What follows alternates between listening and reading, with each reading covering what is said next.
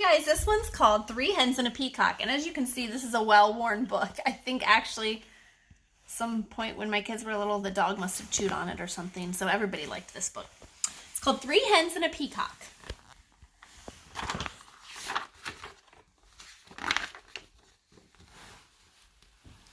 Things were quiet on Tucker's farm. The cows chewed their cud. The hens clucked and pecked and laid their eggs. The old hound stretched out on the porch, watching and listening. Once in a while, someone would stop by to buy tomatoes or corn, perhaps a quart of milk. Nothing unusual happened there until, wonder what's coming out of that box. Something looks suspicious. That peacock showed up. The cows and the hens and the old hound kept right on doing what they'd always done. But that peacock had never lived on a farm. He had no idea what to do. So he spread his fancy feathers and set to shrieking. Eventually, the peacock wandered down to the road. When the cars whizzed by, he shook his feathers and cried out in his loudest voice. Of course, folks stopped for a closer look. They thought the peacock was pretty and fancy, and they stopped to take a picture. Day after day, more folks stopped to admire the peacock, and they all bought tomatoes and corn, eggs, and milk. Business on Tucker's farm was booming. Everyone seemed happy to have visitors stopping by. The peacock is bringing in a lot of business for the farm, it looks like. But trouble was brewing in the hen house. The hens were squawking and clucking and flapping their wings. We do all the work around here. I'd like to see that peacock lay one single egg. Exactly. He just struts around screaming. I suppose fancy feathers are more important than laying eggs. That lazy peacock gets all the attention, and we do all the work. Oh, no. Looks to me like the hens are getting a little jealous, maybe, that the peacock is helping the farm out.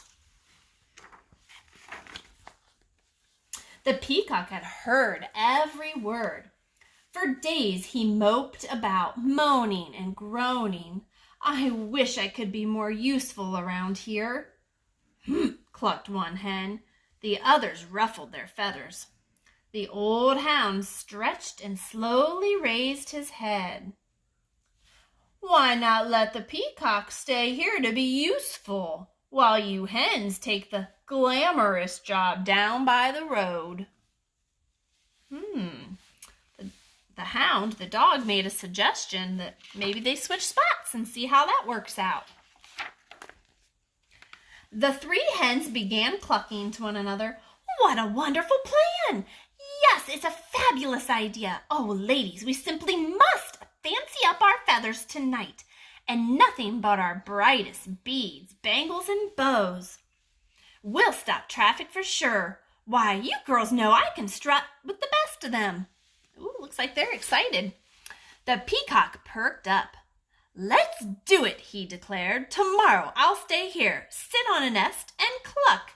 And we'll get all gussied up, said the hens. We'll be so glamorous. Sounds like they're all going to be happy. They all want to switch spots with one another. At sunrise the next morning, the hens strutted down the road.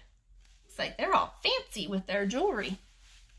The peacock marched right to the hen house and poked his head inside. The hens flocked by the road waiting for a car. When they saw one approaching, they clucked and squawked and flapped their wings in a flurry of feathers, but every car whizzed right on by. It whizzed right by. That means it went really fast. The peacock sucked in his tummy and wiggled from left to right, trying to squeeze through the tiny henhouse door. His front half was in, his back half was out. Looks like he couldn't quite fit in to the hen house as easily as the hens did. Down by the road, those hens tried every chicken trick they knew. Still, no car stopped. Finally, the peacock made it into the hen house. He held his breath and pushed with all of his might, but no matter how hard he tried, he could not lay one single egg. Not one. The old hound stretched out on the porch, watching and listening. "What's the peacock doing in the hen house?" asked Farmer Tucker.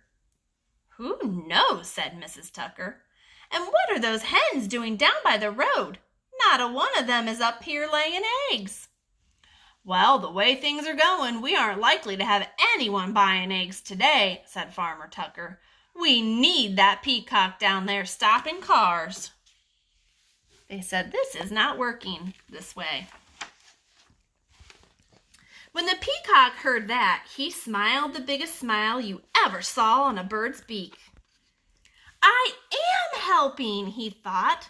He squirmed back and forth until he popped out of the crammed hen house. Then he trotted off to find the hens.